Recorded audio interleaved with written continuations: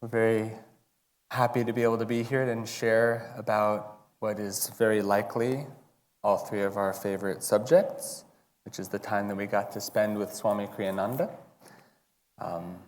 The format is very straightforward. We'll have a prayer and a little chanting, meditation, and then each of us will share. And at the end, if other things pop into our minds, we might go a little out of order.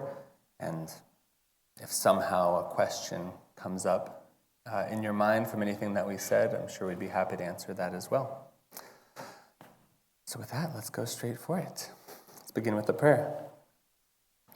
Heavenly Father, Heavenly Father, Divine Mother, Divine Mother, Friend, beloved God, Friend, beloved God, Great Masters of Kriya Yoga, Great Masters of Kriya Yoga, Jesus Christ, Jesus Christ, Babaji Krishna, Babaji Krishna, Lahiri Mahashaya, Lahiri Mahashaya, Swami Sri Yukteswar, Swami Sri Yukteswar, our beloved Guru, our beloved Guru, Paramhansa Yogananda, Paramhansa Yogananda, Friend and Guide, Friend and Guide, Swami Kriyananda. Swami Kriyananda. Joyfully we bow before you all. Joyfully we bow before you all.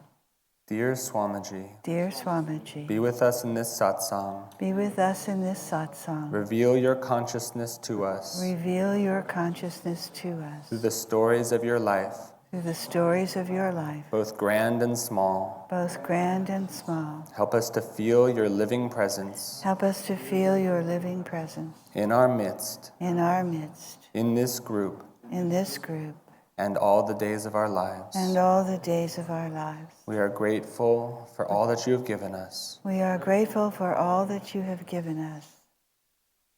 Om. Om Shanti, Shanti, Shanti. Shanti. Amen. Amen.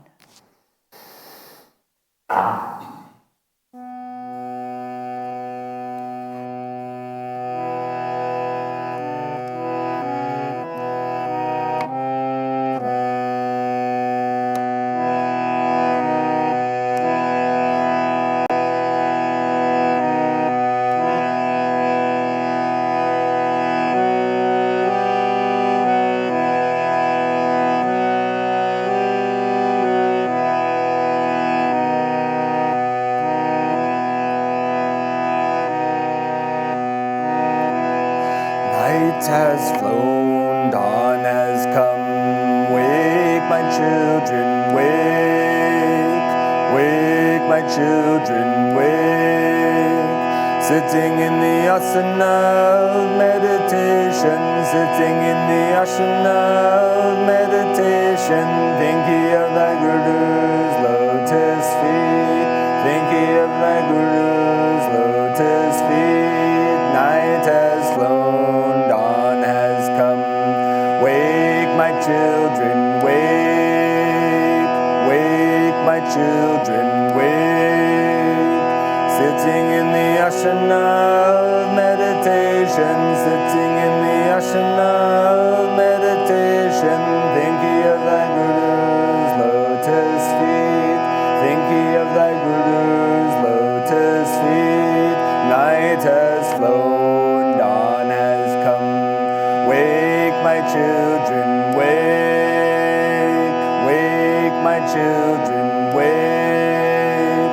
Sitting in the asana of meditation, sitting in the asana of meditation, thinking of thy Guru's lotus feet, thinking of thy Guru's lotus feet. Night has flown, dawn has come. Wake, my children, wake. Wake, my children, wake. Sitting in the asana of meditation, sitting in the asana of meditation, thinking of thy Guru's lotus feet, thinking of thy Guru's lotus feet. Night has flown, dawn has come. Wake, my children, wake. Wake, my children, wake. Sitting in the asana of meditation, sitting in the asana of meditation, thinking of thy Guru's lotus feet, thinking of thy Guru's lotus feet.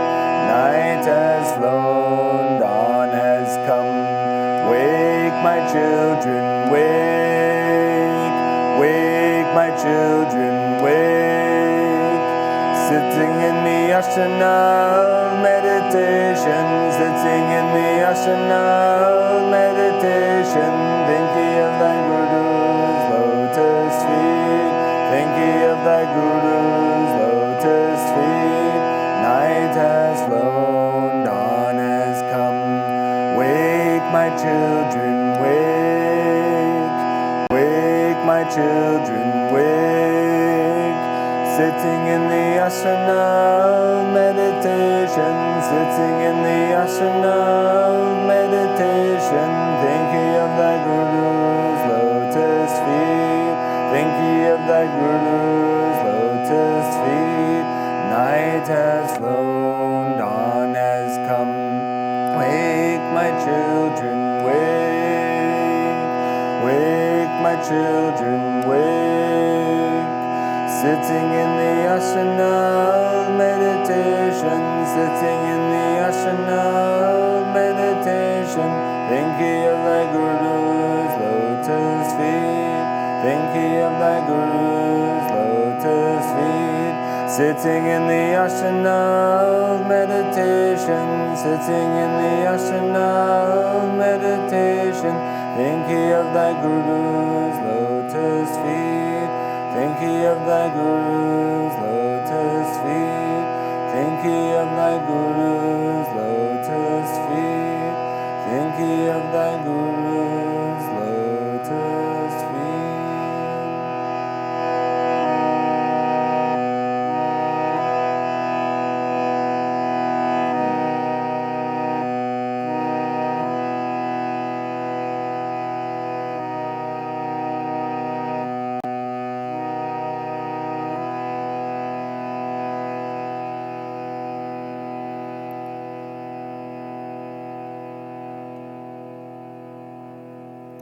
Let's take the thought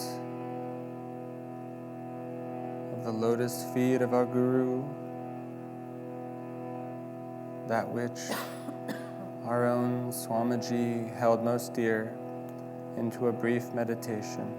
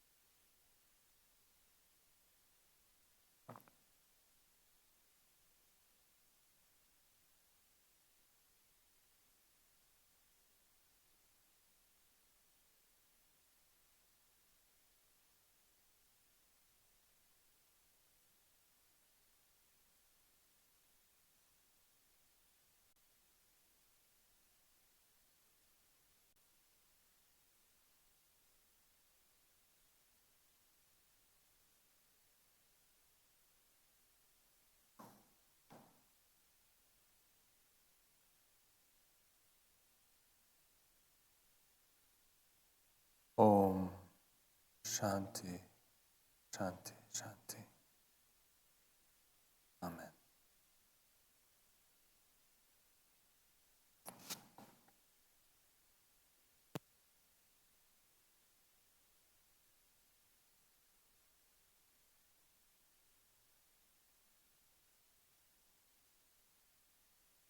So I'm going to begin with some of the stories about our Swami. And the first one I have is the first time I met him, first time I saw him. And this was around 1980, 1981. And I'd heard about Ananda. I knew some friends of mine knew Ananda, and they said, come see this guy, listen to him talk. He's a good talker. So I went to the talk that he was giving. It was in San Francisco. Parked the motorcycle over here and went into the place and sat back about 2/3 of the way back. And Swami came out and started to talk. And a pink-white cloud began to form over here and went around this way. And then it started over on that side and went around this way. And I turned around in the seat. It met behind us. And I thought, it's the energy. It's not what he's telling us. It's just, he's already enveloped the whole place with his energy. It was amazing. So I went and talked to my friends about what he'd spoken, and they wanted to have a discussion. They had no idea what he'd said. Didn't matter. And what happened with this was, in '86, we went to India with David and Asha. That was their first trip to India. I got a chance to go along. So we go into Yogananda's house. I've never been out of the country before. It's his Gurupar house, Kolkata. And I think, I recognize this. And I thought, that's impossible. You've never been out of the country. How could you recognize this? So I started going back in my memory. And I realized the first time I heard Swami talk was exactly the same feeling as going into Yogananda's house. And so I knew from then on, no problem trusting Kriyananda. We're all set. I just loved that.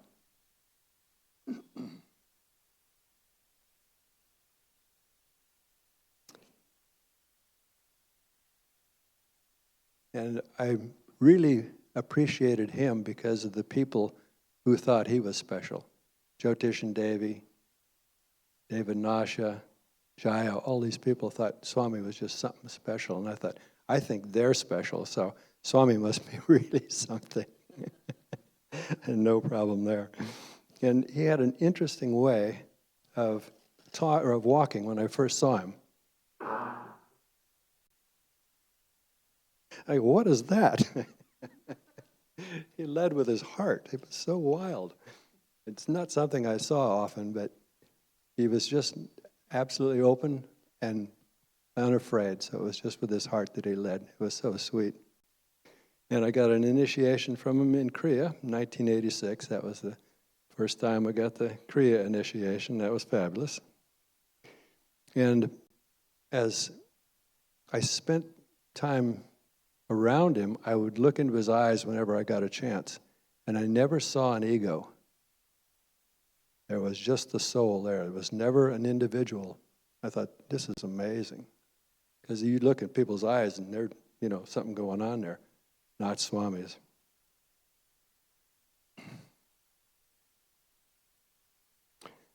And I remember one time we were here at this church, and he was coming this way and I was going that way. And I said, hi, Swami, how are you? He didn't recognize me. Then he looked in my eyes and he said, oh, Rick, how are you? The face didn't mean a thing to him. I thought, isn't that amazing? But he could feel the vibration, and that's who he responded to. That was wild.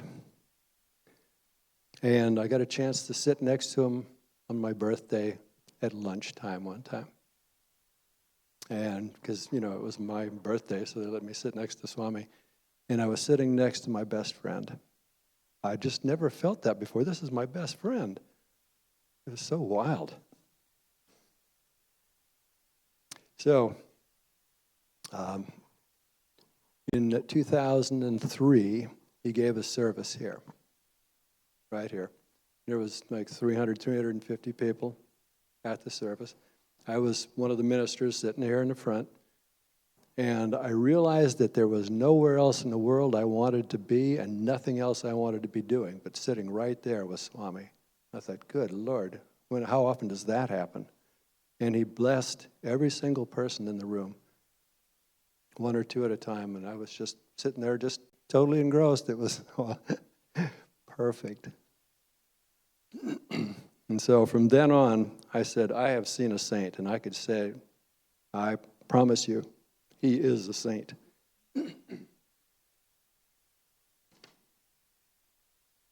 And something that occurred recently, we had a discussion about the court case from way back when. And so I went to one of the, meetings there where the lawyers were going back and forth and talking to Swami, and it was just like, I spent the morning there. It was just really hard. I thought, God, how do you do this? And I'm sitting there, and Swami gets up, and he's about to leave. He walks by, puts his hand on my shoulder, and says, Rick, how are you? He looked like it was 8 in the morning, like nothing had touched him. I just could not believe that, because I was hammered.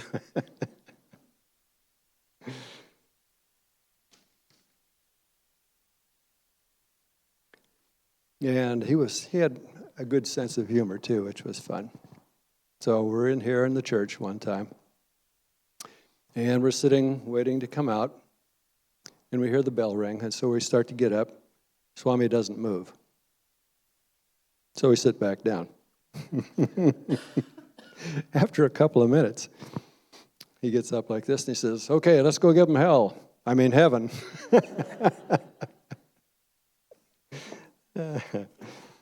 We went down to L.A. as often as we could to see him because there were a lot fewer people and we could spend more time with Swami. So we'd run down to L.A. and see what he was offering to the L.A. people and hang out with him as much as we could. And one time we went down there, there was some kind of a race going on and we couldn't get to the auditorium. You just couldn't get across the road. So we drove all over. Took us forever. We finally parked the car and walked. We get to it, it's over. So we find Swami is blessing people one by one. So we run over and sit within like 5 or 6 feet of him, just sit there and enjoy being with him. That was just all we needed. Trip to LA was fine.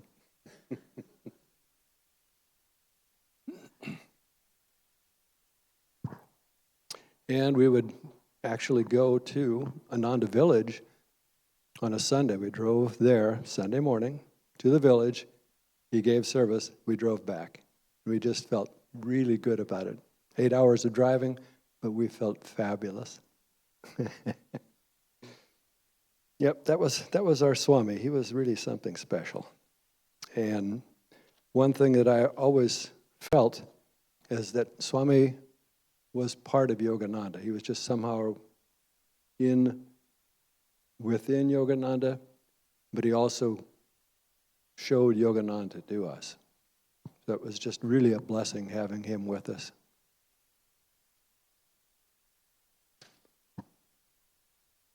And we went to India whenever we could. So we went 05 and 07 because he was giving programs there, week-long programs.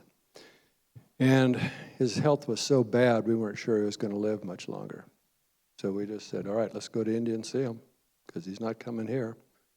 And we just really enjoyed being anywhere he was. It was truly amazing. And then one of the funny stories about him, and I think it was 07, he's standing up there talking, and his cell phone goes off. And he said, I asked you to turn off your cell phones. You know you're not supposed to have your cell phones on. The phone rings again, and he goes, it was his phone. He laughs, turns it off, puts it back in his pocket.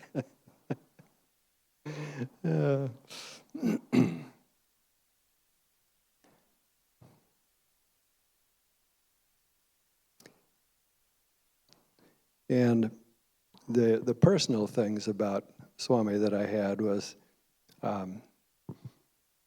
they decided to have a Nia Swami Order. And I heard about it and I thought, who in Palo Alto can be a Nia Swami? Give me a break. And then I find out David and Asha are going to be Nia Swamis, and I thought, uh-oh, I'm going to have to actually think about this. So I went up and down with it for a long time, and then I asked Asha, okay, Asha, what do you think? She says, well, we talked to Swami about possible Nia Swamis here in Palo Alto, and your name came up. And Swami said, he's never stopped being a Swami. Uh-oh. And one of the last things was when he gave me a name. So, Shiva's always been important to me, so I was thinking Bhuma or Rudra, something like that, Shiva, And I didn't want to be Nia Swami Rick, that seemed a little lame, so. I went to Swami, and he chose Chidambar for my name. And I thought, what's that? I mean, there's Chidambaram, that's a temple in India, it's Shiva, and he said, heart as big as the sky. Asha says, well, you got a lot of work to do. But that's my feeling about Swami is always with me. We've always got Swami. He's on the dais, he's on, we pray to him, everything, he's just part of us. He's just something that I always feel is having Swami with me.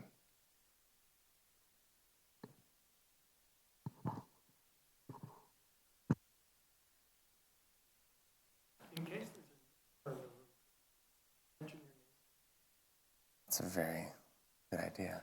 So he just mentioned his in the course of the story. My name is Aryavan, and I used to be Brian for many years. I took the name more recently. I didn't get it from Swamiji. But actually, I feel in some ways it came from him.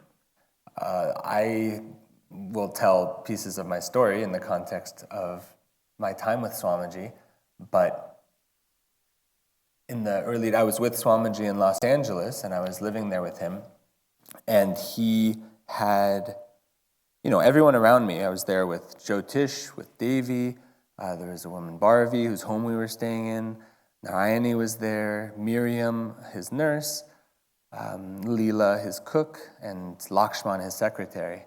And, if you know the names, all of those names, and then Brian, there was like a disconnect.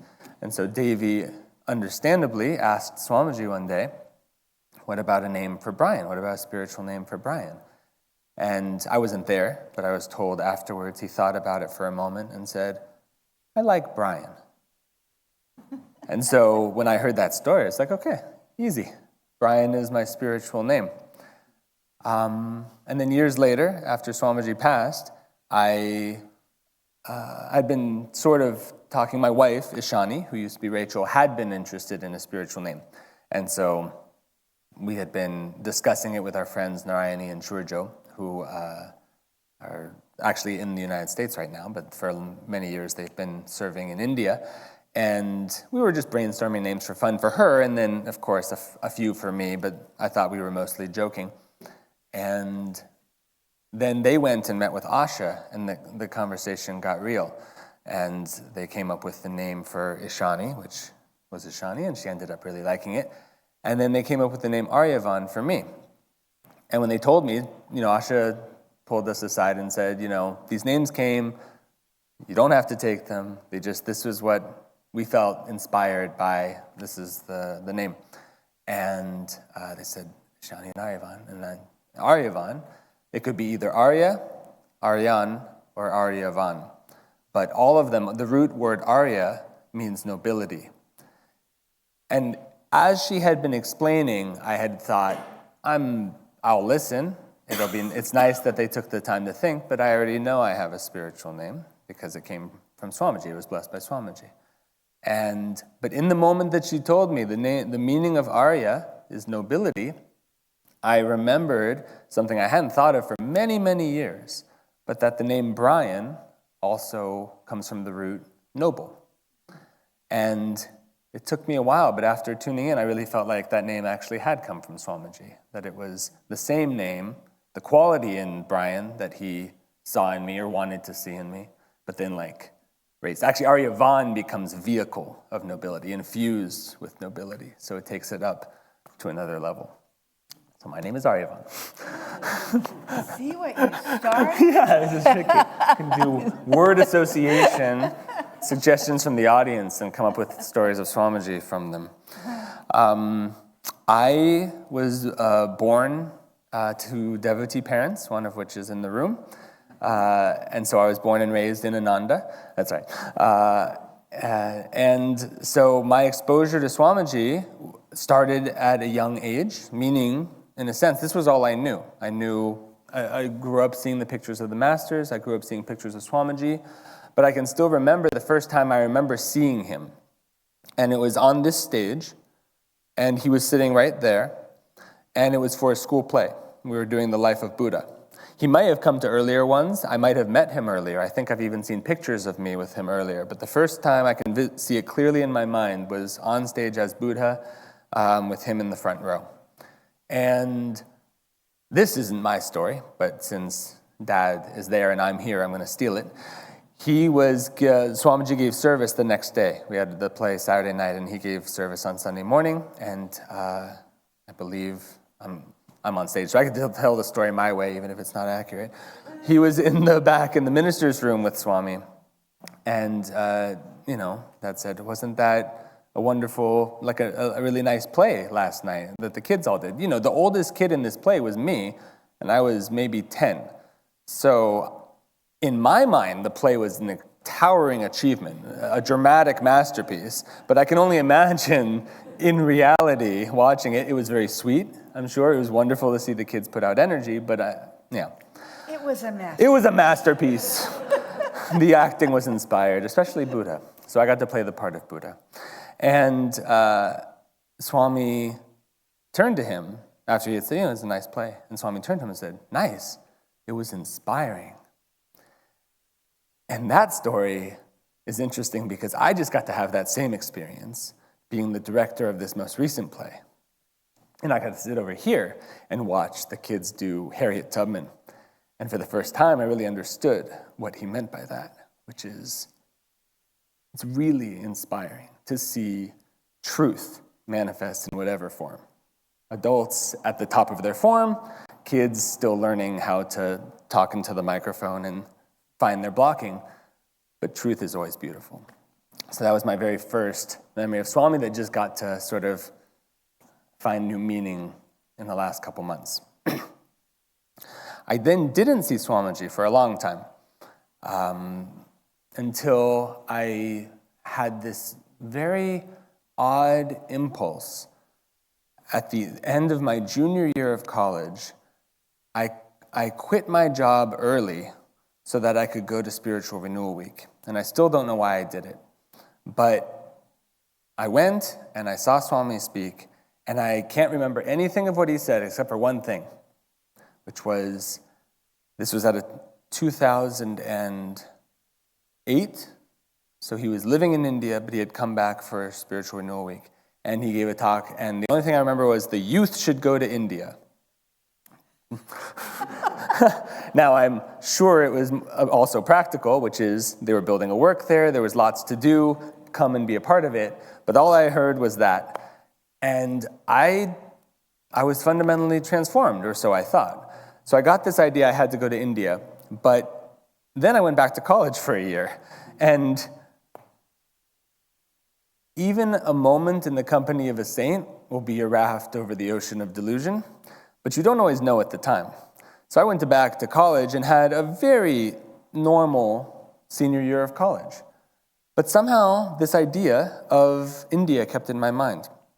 So very kindly, my parents offered, as a graduation present, they had all these frequent flyer miles, so they said, you can go wherever you like. And I said, India. And so I go all the way over to India. By that point, not really remembering what that initial inspiration was. By then I thought, well, India would be nice. India must be cool. And it was. But I eventually got there. I landed with Ananda because I didn't know anybody. I got sick. I had to basically stay in bed for a week. And then when I woke up out of that stupor, I decided I needed to stay. And so I stayed in the community for a while. I started meditating for the first time in many years. I started chanting again. I started listening to the music. Eventually it was time for Swamiji to come to India, and I knew I needed to see him. So I changed my ticket 2 months after my visa was set to expire. This is a Swami story, I swear. Because what I saw with Swamiji was he was just, by the time I came to him, he was always all love, I've come to understand, but at the end of his life, he was expressing it fully. There was nothing hidden. It was just pure love. And so it shouldn't be surprising, although it was to me at the time, that miracles just kept happening around him. So I extended my ticket without changing my visa, and my visa was set to expire. I met him. I was so inspired. He said, come record television programs with me. I just graduated with a degree in film, so I was very excited that I got to be useful in this moment. So I changed my ticket. I went to Nepal. I had already read that you can't do this, but somehow a beautiful mixture of youthful ignorance, and grace came together. And I went to the Indian embassy in Kathmandu. And I slid over my passport and I said, I need a visa extension. And they said, nope, you cannot do that. And I said, no, but you don't understand, I really need it. And they said, we do understand, it still cannot happen. And it's like, but I just had this confidence that I had to be there with Swami. So I was like, but you don't understand, I really need it. And on the third time, the guy kind of, come back in 10 days. He took the passport. So I come back in 10 days, and the date in the visa was the exact date that I had already changed my flight to. Now, that sort of thing just kind of happened all the time for me around Swami. This was these miracles would happen around. Never directly. It wasn't like I ever saw him turn water into wine or, levitate, although I wouldn't put it past him. But things just sort of went right around him. From that time, I started traveling with him, and I remember I was in Rome, and my flight for some reason had been booked separately. Oh, because I had booked it months before I even met Swami. This was all planned out. So I was going to leave a week after him. It wasn't, I thought, a very big deal, but I went with him to Rome to see him off. We were in the hotel, and he had suggested, maybe you could change your ticket and you could come with us. You could come at the same time and we could all arrive together. It's like, well, yeah, that sounds nice. I'd love to, but, So I was like, okay, I'll try. I'll call. I called. They said, no, it's not possible. And I was like, okay, well, this has worked before if I just try again. So I tried again. No, it's not possible. No, it's not possible. I counted for fun. I made a little tally. 16 times I tried. I had the time. So I go to Swamiji the next morning for breakfast, and he sees me. First thing he asked me is, were you able to change your ticket? And I was like, Swamiji, no, I wasn't. And he's like, oh, I'm so sorry. And just out of sort of wanting to comfort him in his disappointment, I said, I can try again. And he's like, this was the interesting thing. He didn't say, oh, good. Like, you'll put out more energy. It was, oh, good. Like, the matter is settled. You're coming with us. So I go back up, call number 17. They're like, yeah, of course we can do it. They change it right now. I think they refunded me money. It was something ridiculous, where it was supposed to cost $200, but then I was able to fly on the same day as him. I just saw these things happen over and over again. I was leaving Pune the first time. And I had started filming this Bhagavad Gita series with him. So he had this big backdrop of the Himalayas, a beautiful thing printed on canvas. But it was, 8 feet tall. And it would rest 8 feet tall and much wider. So that was the minimal dimension. So we would wrap up and it would fit into this tube. And I had to leave earlier because, again, I'd booked my tickets ahead of time. And as I was leaving, I think I was on my way to the airport, Swami said, by the way, can you take that tube with you? So I was going backpacking for 2 weeks in Spain before I was supposed to meet him in Italy. I was going to be traveling hundreds of miles, sometimes maybe on foot. All I had was my backpack and my wits. But something about in his presence, everything seemed possible. And effortlessly so. It wasn't like I felt, so, yes, sure, Swamiji. So I throw my thing in the tube. I mean, it's just impossibly large and unwieldy, and you can't strap it to anything, and it's heavy. It's canvas. So I'm carrying it. I take it to the airport, but I don't know. Somehow that feeling didn't wear off. This is going to be fine. It's going to be fun. It's going to be an adventure. So we take off from Mumbai, and we land in Paris. I had a layover in Paris, I think.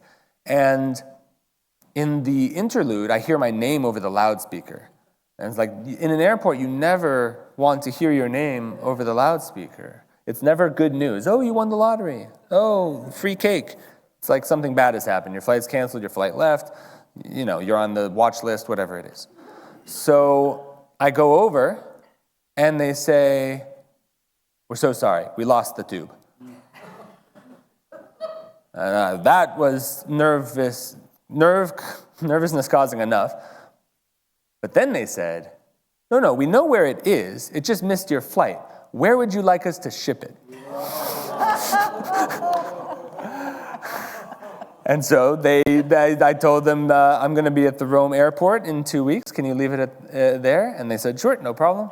And I went on to Spain, did my tour, landed in Rome, picked up my tube, and took it the rest of the way, and must have,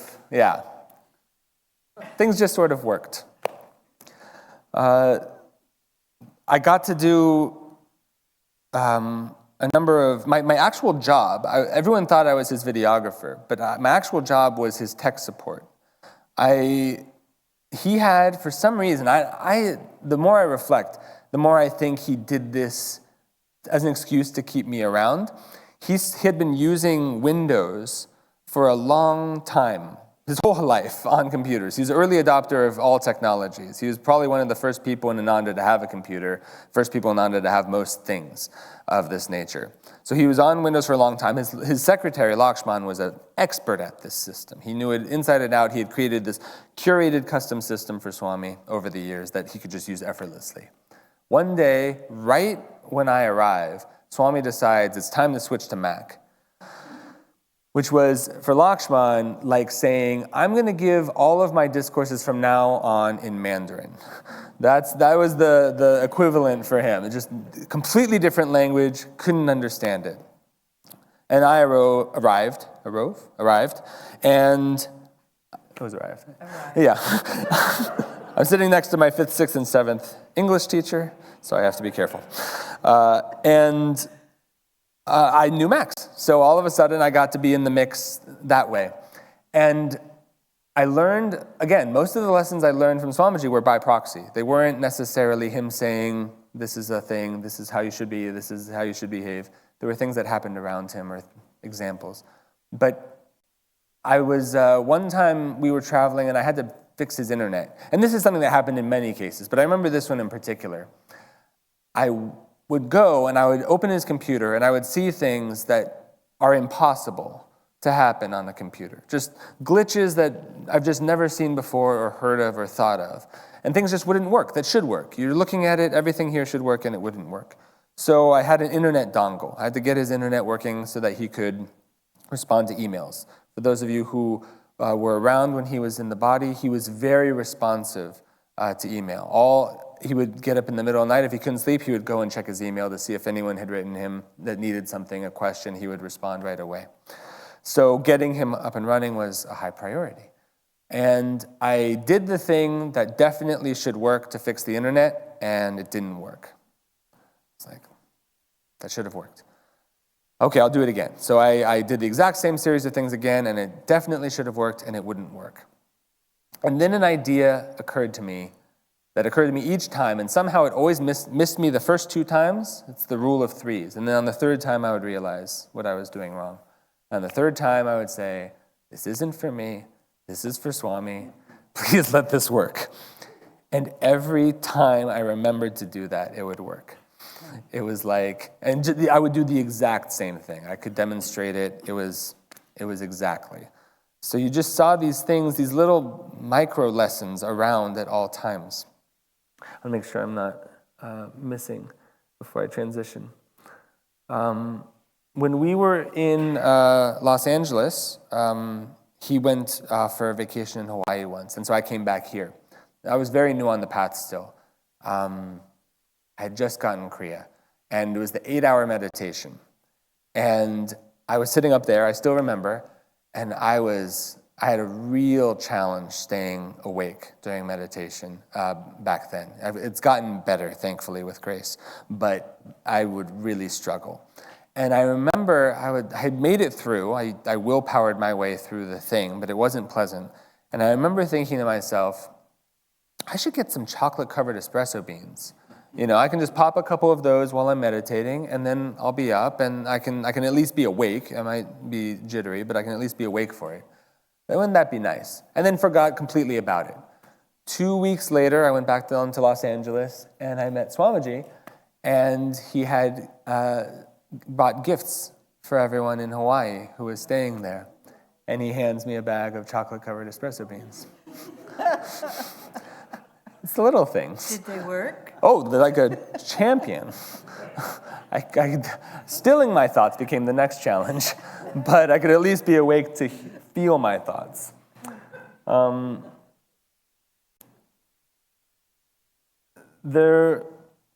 see. I've been thinking a lot about the way that we pray to Swamiji lately. And when they first announced, Jyotish, I think, was probably the one after Swamiji's passing that added friend and guide Swami Kriyananda to the prayer. And I always thought that was a really perfect way of saying it. But the more I thought about it, you can hear from many people who spent time with Swamiji that he taught them in both ways. The way we related to him was in both ways, as a friend and as a guide. And I always felt, I long in real time and also for the years after, always told people, well, Swamiji didn't really teach me directly. He didn't guide me directly. I just was in his presence and I got to see what a real friend was. But then the more I've tuned into it, I realized that being that friend is what makes him a guide. And a lot of people come, and people say this, and they're 100% right, but everyone's going to have to come to this realization in their own way, that the people who come now, who didn't get a chance to meet him in person, what about them? And what you'll hear people say is that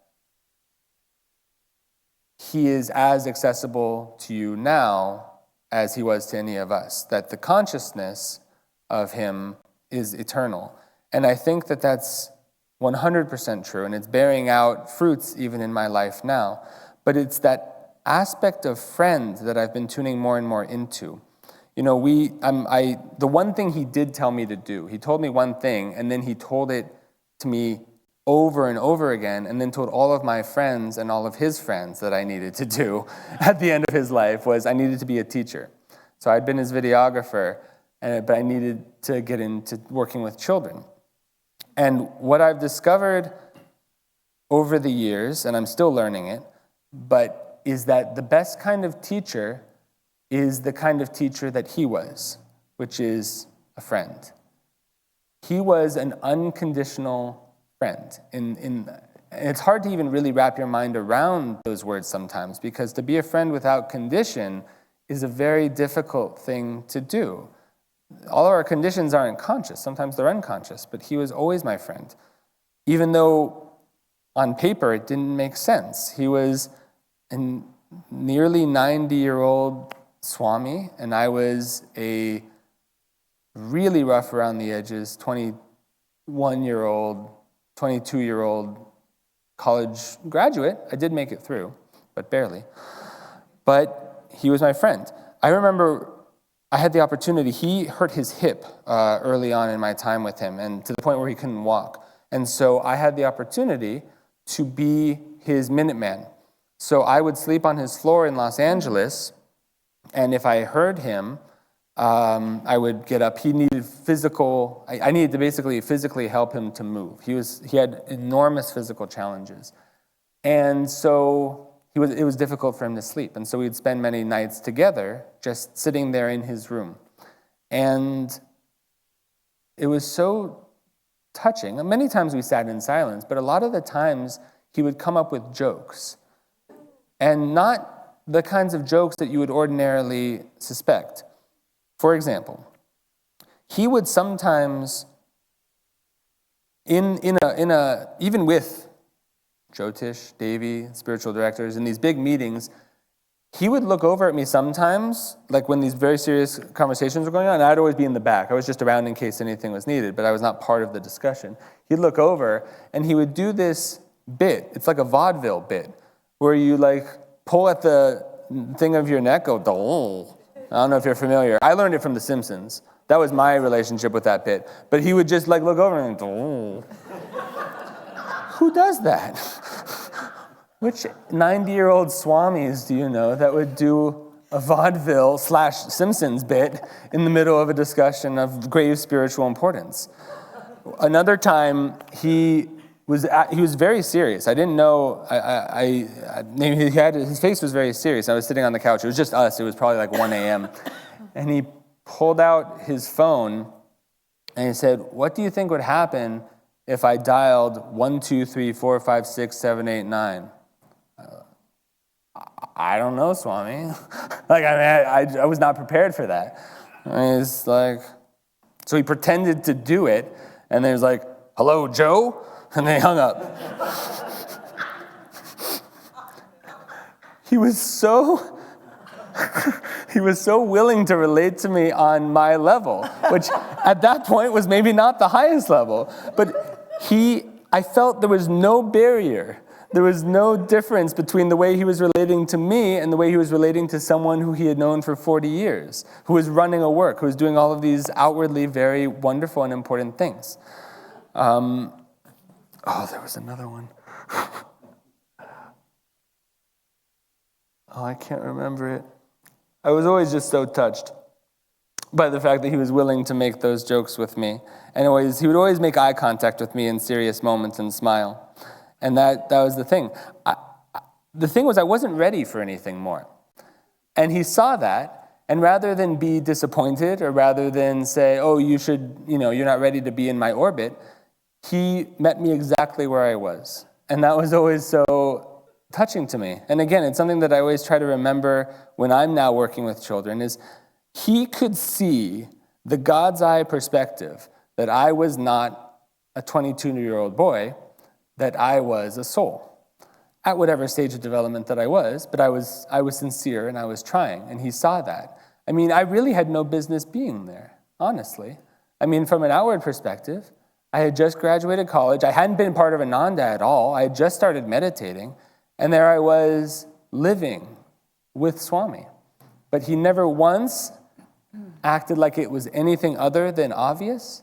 He never once related to me in any other way than as a friend. And that taught me everything. It completely transformed my life. And to be honest, I think he knew. I got to be with him for about 3.5 years. And then he left the body. But I really believe if he hadn't held on to me for the entirety of that time, I wouldn't have had the magnetism to be able to stay. And so he held on to me, well past the time when there might have been practical use for me being there, but he found reasons. He found reasons to keep me close. And yeah, for that I'm forever grateful. So I'm going to share. That's very inspiring, isn't it? Oh my goodness. Both of you, thank you. Well, I thought about how I should deal with this assignment. I felt like I was in school again. You will write an essay and it will be due on Monday, whatever it was. And things are happening at the school. You know, it's big time. It's at the end of the year, and that's where I work, for those of you who might not know. And I thought, I don't have time for this. So I wasn't going to do it. And then I got this little niggling thing that said, you better do this. It's kind of like you and Swami. He's pulling our strings from wherever he is. So I thought, okay, I'll do my best. And so here's what came to me. In the very beginning, I want to go all the way back to 1983, which is the year that I came to Ananda. And I had no intention of doing anything like that in my entire life. But I was deeply spiritual. I came from a spiritual Catholic family.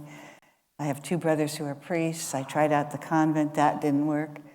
And I got married. I had a couple of kids, wonderful 2 little girls. And I got divorced. And then once that happened, I started to ask the big questions. What is my life all about? What am I here for? What is my direction? And nothing came. There was no answer. And I flailed about for about 7 years. In the meantime, I had a meaningful part of my life. I was teaching.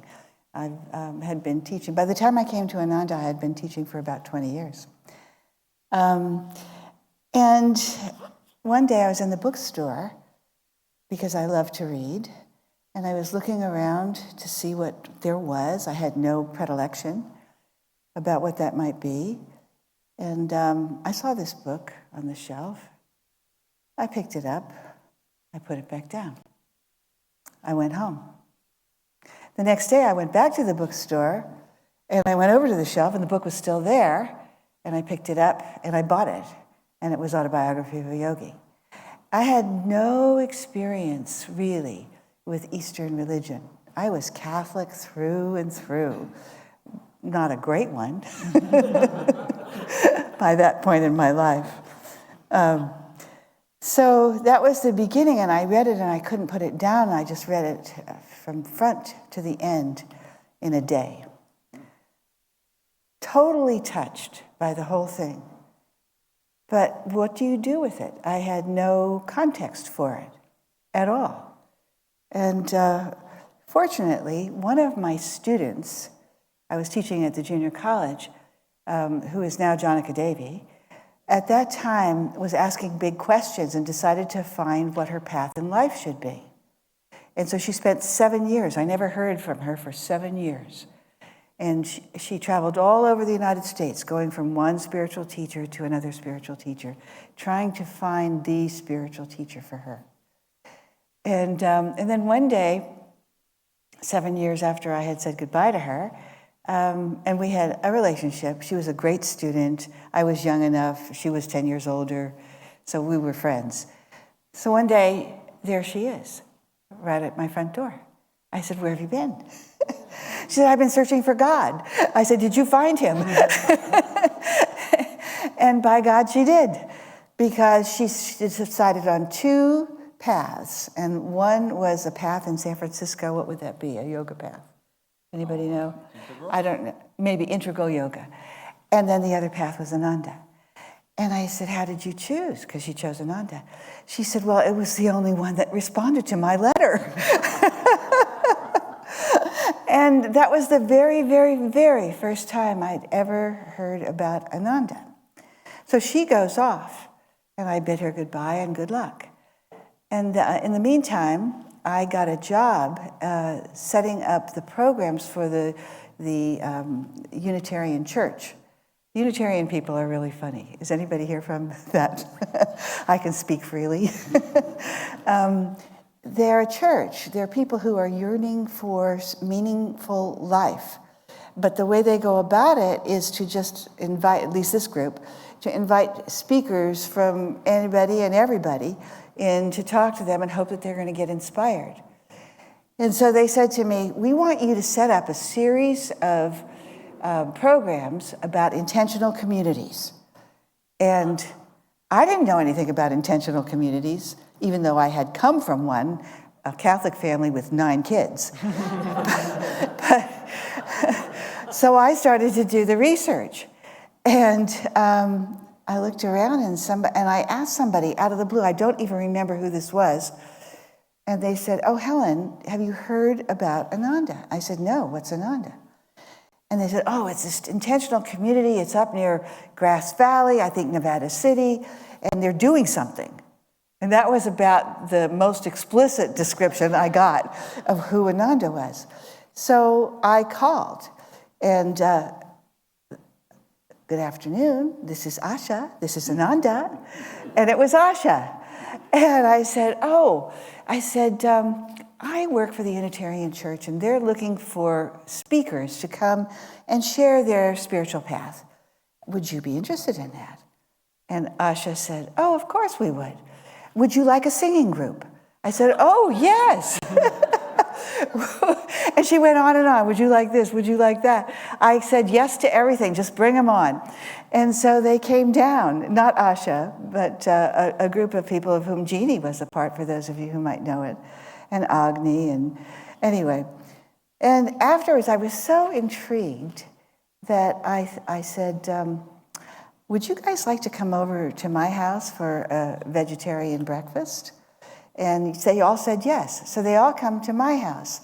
And they're talking to me and asking or telling me about Ananda. And I said, "Well, do you have any female ministers?" Because in the Catholic Church at that time, there were no, and are still no, Catholic priests. And that was a big disappointment for me. And they said, "No, we don't. They're all men." And I thought, "Oh, really? Well, that's it for me. I'm not involved." And although I liked everything else they said. So off they go, and about my business I go, until a crisis in my life, where it was 1982, there was a financial downturn in our country, especially in California, and I lost my job teaching at Cal State Chico. And I had 2 little girls, and I was a single parent, and I needed something, and nothing was happening. And I tried everything. I tried to move to San Francisco. Nothing worked out. And finally, I even got a job, actually. And the fellow, it was Santa Catalina High School. And the fellow said, "Yeah, would you like the job?" And I said, it was not a full-time, it was part-time. I said, "Give me just the weekend, and I'll get right back to you. Is that okay?" And he said, "Yes." So I thought about it, and I thought about it. It's not full-time, but I know I can make it work. I'll get another job, whatever it is. So I call him up on Monday morning, and he said, "Oh, I gave your job away." I said, "How could you do that? You gave me till Monday." He said, "I don't know." He was shocked that he had done that. And I thought, I could sue that guy. And instead, I said to him, just in the moment, I was inspired to say, "Well, I really think something else is trying to happen. And I don't know what it is. But I'm going to let you off the hook. But thank you very much." And so I was by that time Joanne was back, and Janaka Devi now. And I told her my tale of woe. And she said, "Helen, you need a rest. Just come with me. We're going to come up to Ananda for Spiritual Renewal Week. And, your kids are going to be with their dad. You've got the freedom. Let's just go." And so I did. And that was the turning point in my life, because Swami was giving all the talks. And I went, it was in the Temple of Leaves at the old retreat.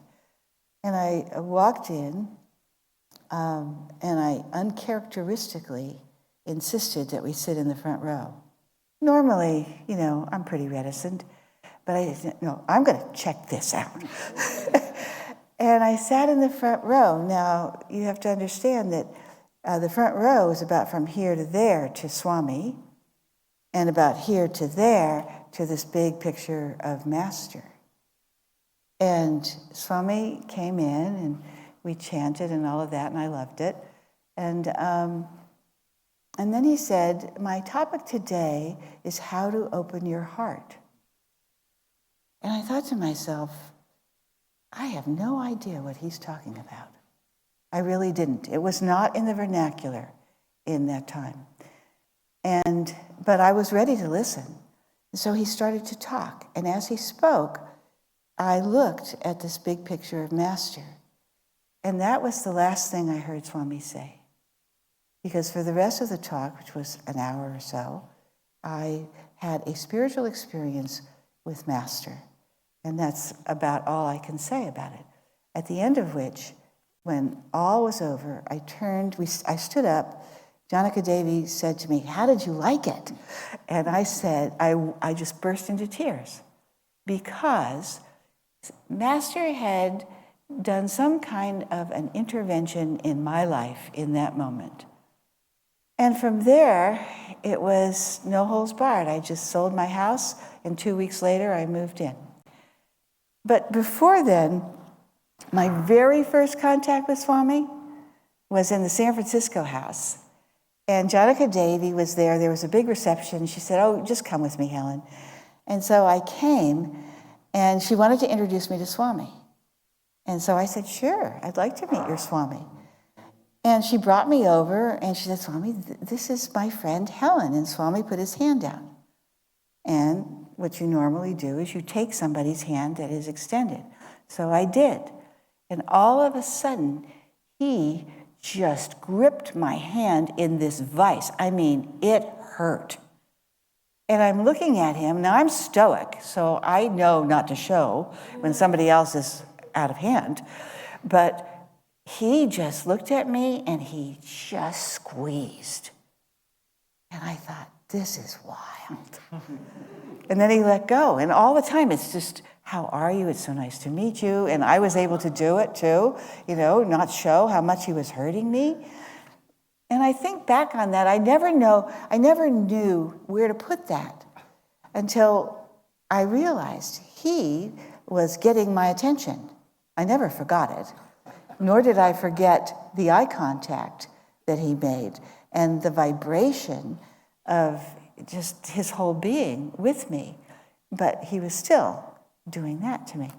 So I never actually revisited that with Swami because why would I do that? The rewards for living through that and not impugning this path because of that one experience, and then having the experience of Master and Swami all in one. It was like this triangular energy that was happening at that spiritual renewal week. I hadn't planned on telling that story. It's in some book that Asha wrote, but it's really it's an amazing beginning to an amazing life. At that time, I was 40 years old, and now it's 40 plus. So he was always putting out energy for others, and what I took from that was to learn from his example, that if I could follow his example, I would have the energy to do whatever was asked of me. And a lot has been asked of me, because as life would have it, I went here, I went there. I was in the Portland community for some years. And then finally, they needed a teacher.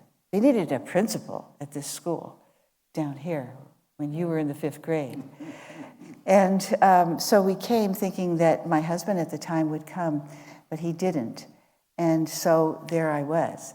And I had 3rd, 4th, 5th, 6th grade in that one class.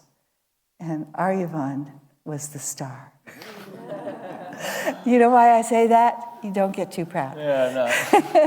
I say that because he had an energy of, "Tell me what to do, Helen, and I'll try to do it." And if something was happening and it needed some kind of boostering, I wouldn't even have to ask him. One time, a little girl was up. She was giving her talk on Twelfth Night, Shakespeare, and Asha came in with a couple of prospective parents. It was the worst possible person to come in on because she wasn't doing a good job. And Aryavan looks at me. At that time, he was Brian. He says, "Would you like me to go help her?" I said, "Aryavan, it's yours to do." And he went up there and he said, what was her name? Claire. Claire. He said, Claire, I'm going to question you. I'm going to interview you. And he just sat there and he interviewed her. And when she didn't know the answer, he gave the answer. And it just really, really worked.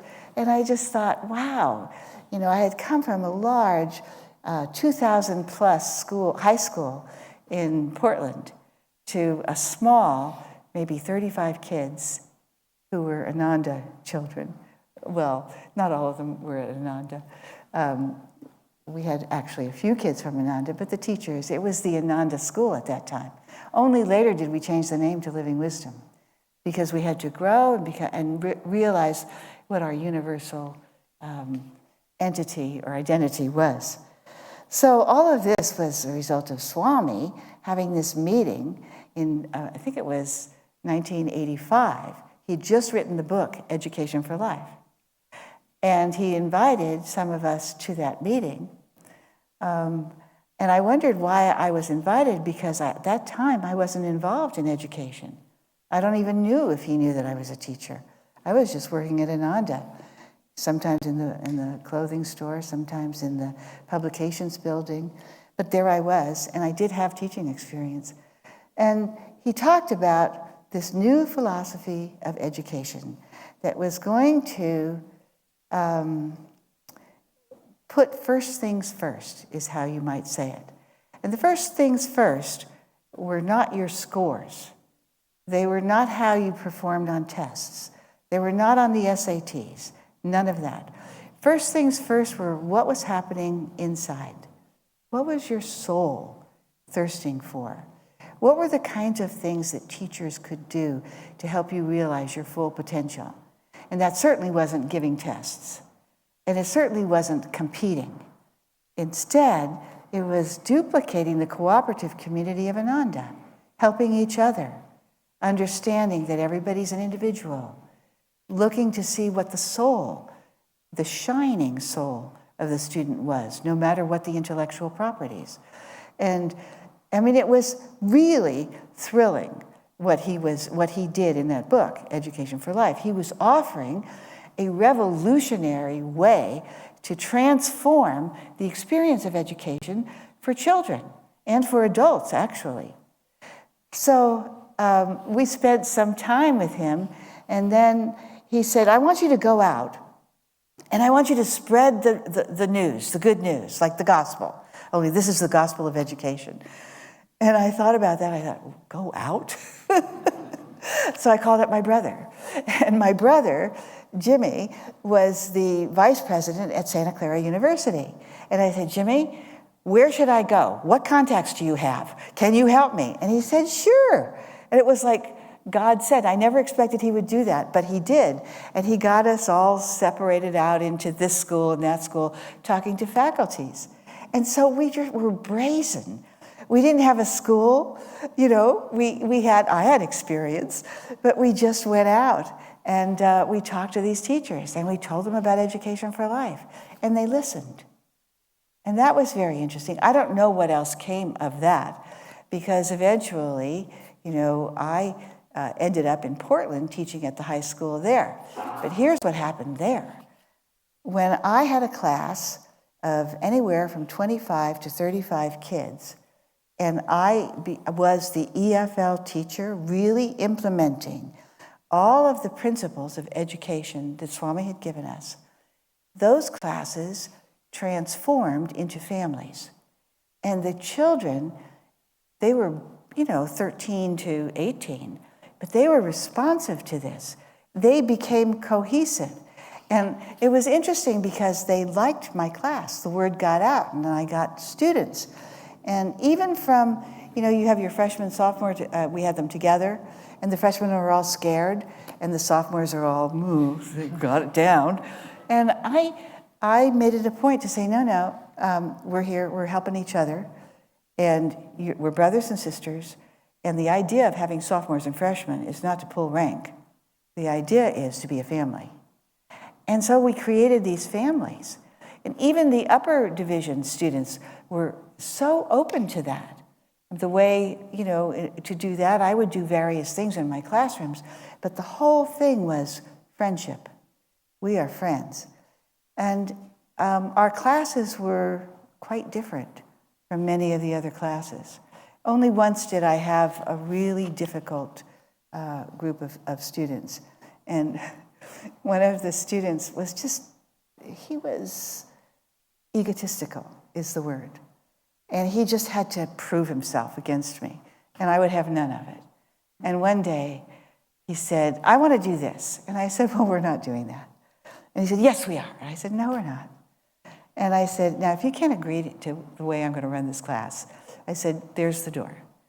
And I was really channeling Swami. I never saw him perturbed. I always saw him radiating love and openness. And even when he would correct, it was done in such a way that was superior to most corrections that I had been exposed to. And the student, he was just, I don't know what got into him. At any rate, he said, I'm not going. I said, well, you're going, or I'm calling the vice principal. And he stormed out and he slammed the door, and so hard that it went off its hinges. And the rest of the class looked at me, and I really channeled Swami. I just said, he is having a really bad day, but we don't have to. And they went on just beautifully.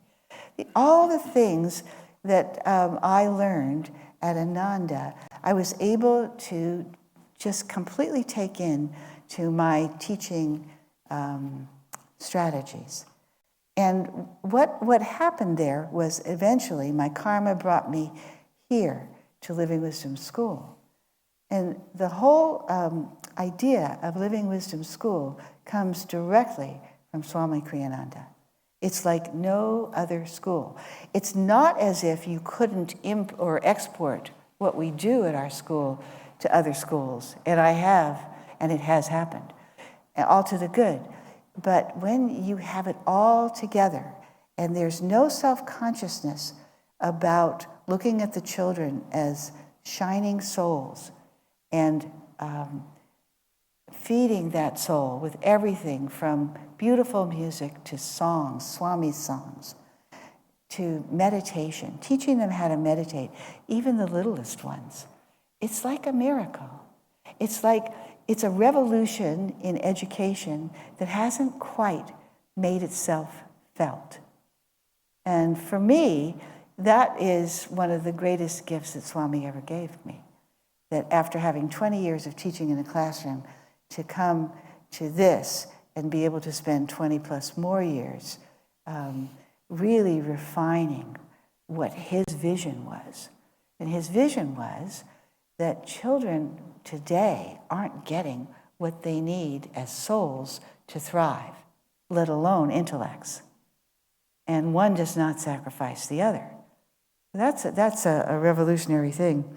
Swami was always putting out energy to others, and he was putting out books, and he was publishing. I could hardly keep up with him. But he brought into it a light. It was heavy-duty thinking, but it was offered in a light way. You could read it. It was readable. And if you've ever done higher education, you know that some of those books aren't readable. You know, they're just bunches of footnotes and lofty language. Not all of them. But putting out energy was what he did.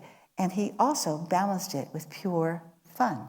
I mean, he used to, when we were at Ananda, he used to invite everybody over to watch old movies, or he would read us the P.G. Wodehouse books, stories that you know about, and he'd just laugh, and we would laugh, and then we'd all go back to work. And we would work so hard. We were doing a great work, but we were having fun doing it. It was so very, very meaningful. He led by his magnetism.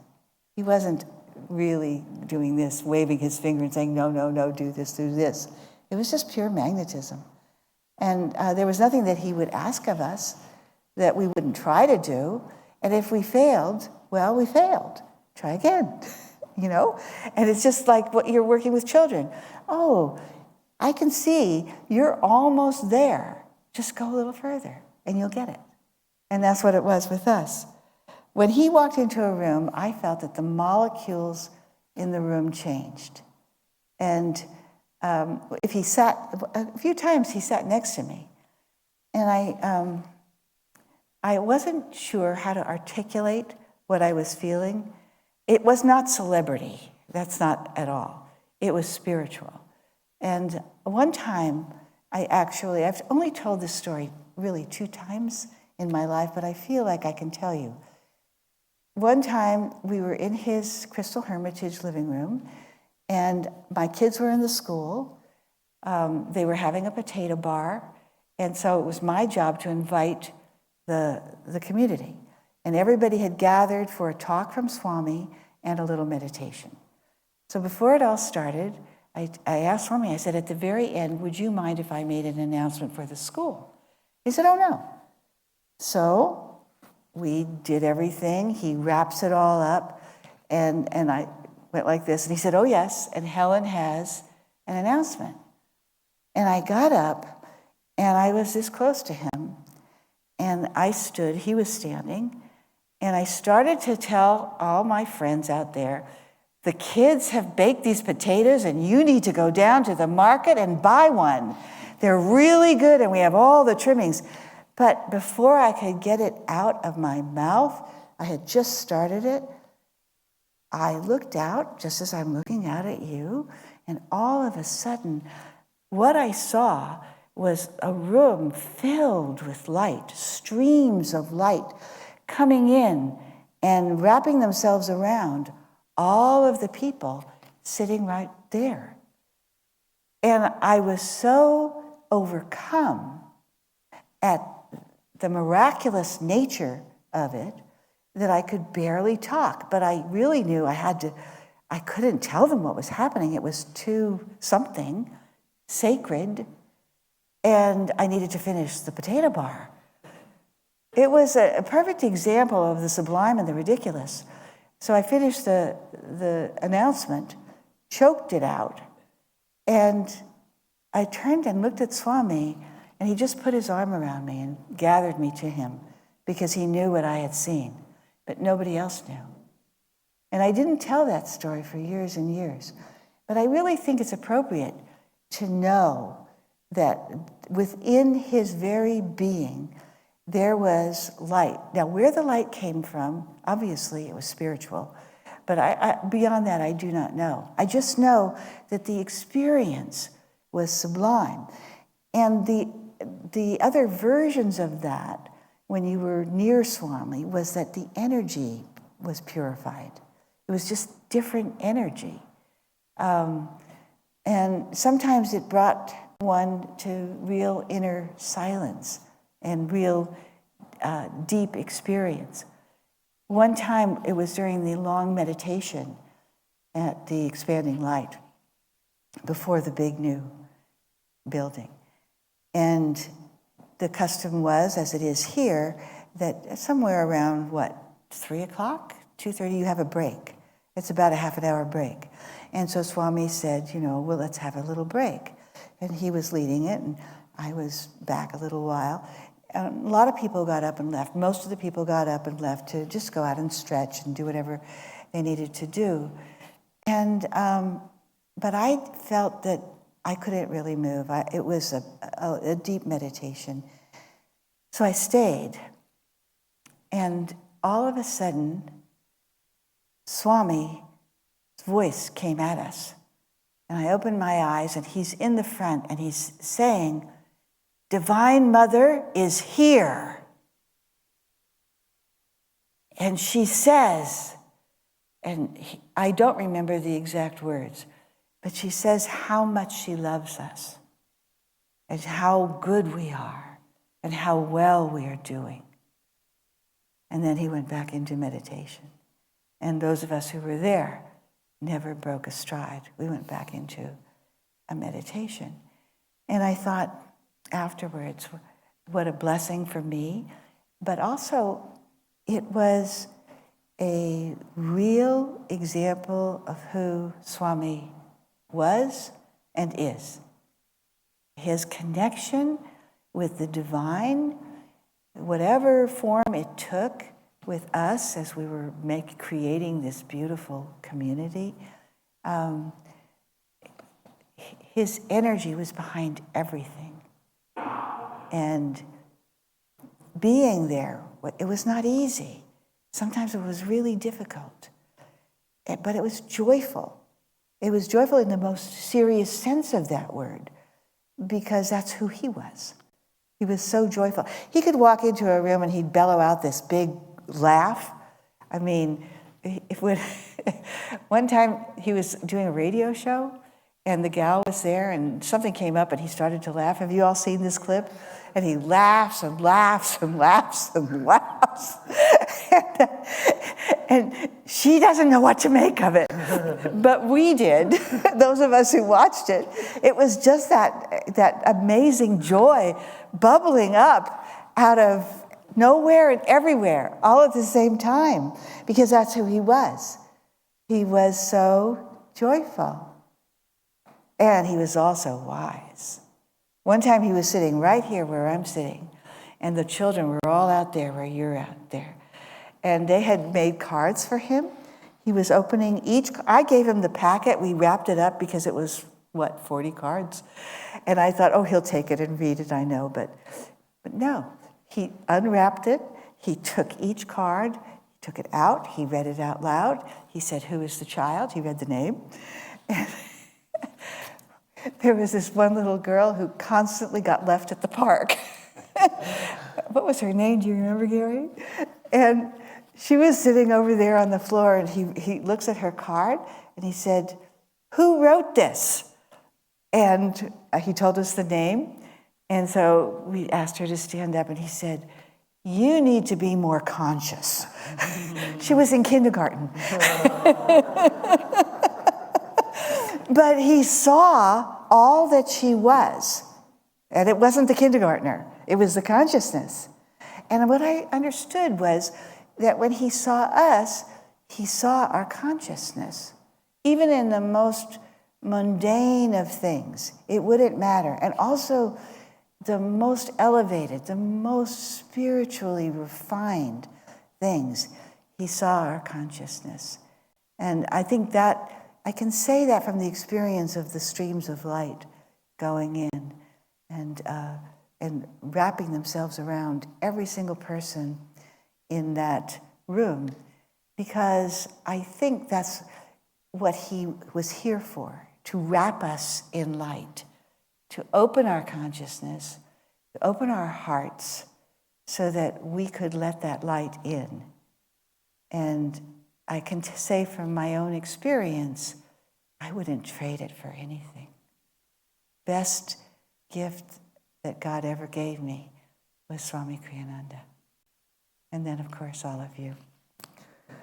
So, with that, it's 8:30. Yes. The witching hour. That's the witching hour.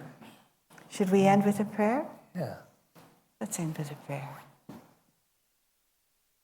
Heavenly Father, Divine Mother, Friend, beloved God, Saints and sages of all religions, Swami Kriyananda, from the bottom of our hearts, we thank Thee for all your gifts that have helped transform our lives. We ask for your guidance. Going forward. Om. Peace. Amen.